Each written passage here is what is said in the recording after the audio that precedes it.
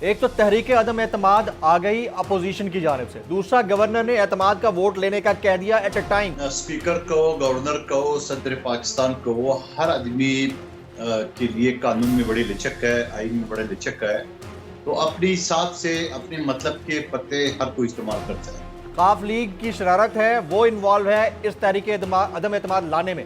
देखिए, मेरे ख्याल में आप सीनियर जर्नलिस्ट है, दुनिया देखी है। जिस तरह परवेज इलाही साहब ने इमरान नाजी साहब को मुखातिब करते हुए जो बातें की है, हाँ। वो तो कोई दुश्मन भी नहीं करता। क्राइसिस इस वक्त पंजाब के अंदर है और स्पीकर ने रूलिंग जारी कर दी है। गवर्नर साहब ने जो अहकाम जारी किए थे कि सेशन कॉल किया जाए। अब सबसे पहले तो एज ए लॉयर आपको लगता है कि दुरुस्त फैसला है स्पीकर पंजाब असेंबली का? असल में यहाँ पे स्पीकर कहो, गवर्नर कहो, सदर पाकिस्तान कहो, हर आदमी के लिए कानून में बड़ी लचक है, आइन में बड़ा लचक है। तो अपने हिसाब से अपने मतलब के पत्ते हर कोई इस्तेमाल करता है। जनरली मेरा ये एक ओपिनियन है। और अब वो सवाल मेन चीज यही है कि अदम एतमाद की तहरीक है या असम्बली का तोड़ना है, उसके ऊपर आपको भी इंतजार है, मुझे भी इंतजार है। मुझे तो खैर इंतजार नहीं है कि मुझे पता है कि परवेज इलाही साहब असम्बली नहीं तोड़ेंगे। और आप या मीडिया को या पीटीआई के दोस्त कहते हैं कि नीचे असम्बली टूटेगा, तो चलो आज तो यूं समझ लो मंडे है। नहीं, लेकिन कादिर मंदू खेल साहब असेंबली टूट तो नहीं सकती ना, क्योंकि एक तो तहरीक अदम एतमाद आ गई, वो अपना टाइम लेगी। इस वक्त मैं दो चीजें जो कॉन्फ्लिक्ट कर रहे हैं उसके ऊपर डिस्कस करना चाह रहा हूं। एक तो तहरीक अदम एतमाद आ गई अपोजिशन की जानिब से, दूसरा गवर्नर ने एतमाद का वोट लेने का कह दिया एट अ टाइम। क्या दोनों चीजें एट अ टाइम हो सकती थी? और अगर नहीं हो पा रही थी तो स्पीकर की जो रूलिंग है as per law, do you think is it valid and good? Speaker की एग्जैक्ट रूलिंग क्या है, क्योंकि मैं असेंबली के ज्वाइंट और सिंगल सेशन से आ रहा हूँ। हाँ। तो मैंने एग्जैक्ट रूलिंग उनकी ये है कि गैर आईनी करार दे दिया है उन्होंने गवर्नर साहब के इस इकदाम को कि वो वोट ऑफ कॉन्फिडेंस लें वजीर आला।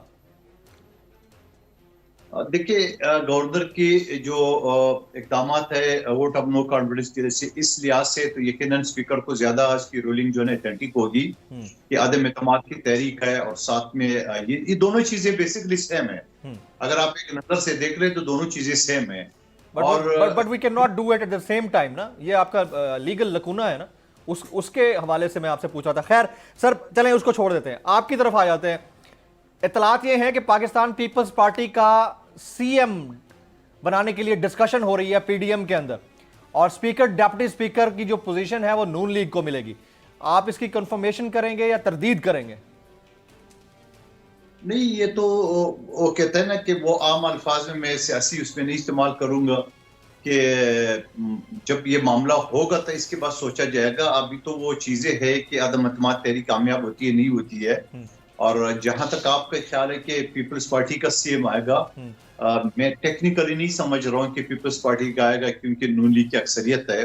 हाँ, अगर वो वॉलंटियरली छोड़ दे, जैसा पीपल्स पार्टी ने गवर्नर पंजाब नहीं मांगा था, उनको दे दिए, जबकि हक उनका बनता था।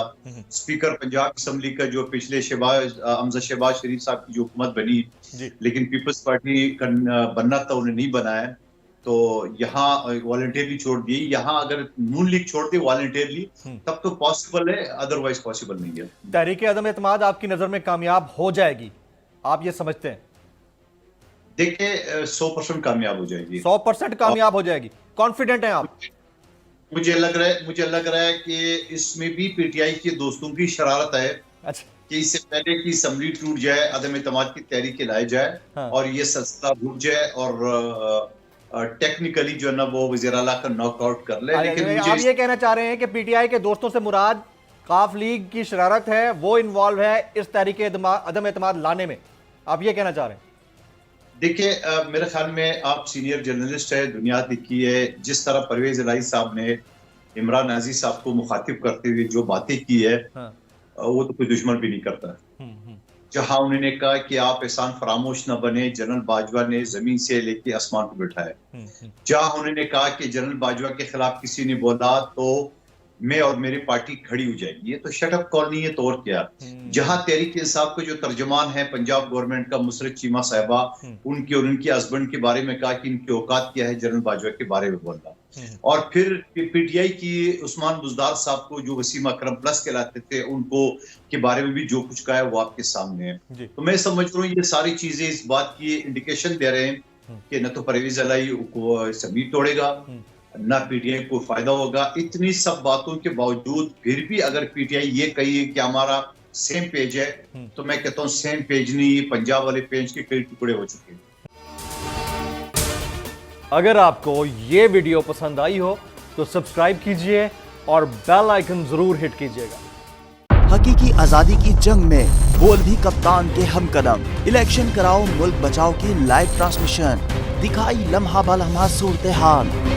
रील और रेटिंग में भी बोल न्यूज रहा नंबर 1। सब्सक्राइब करें और बेल दबाएं ताकि कोई खबर रह न जाए।